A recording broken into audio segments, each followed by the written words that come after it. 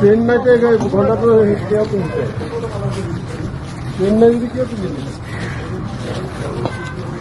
আচ্ছা সাপোর্ট লোক না নামিলে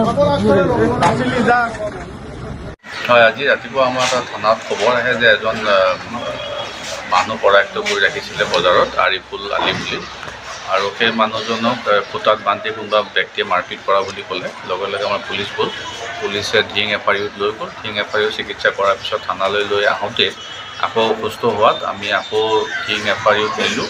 তাৰপৰা ৰেফাৰ কৰা হ'ল নগাঁও চিভিল হস্পিটেললৈ আৰু তাত পোৱাৰ আগতে তেখেতৰ মৃত্যু হয়।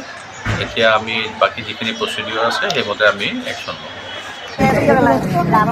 চেন্নাইতে ঘন্টা তো কেউ তুলছে চেন্নাই যদি কেউ তুলি আচ্ছা সাপোর্ট লোক না নামিলে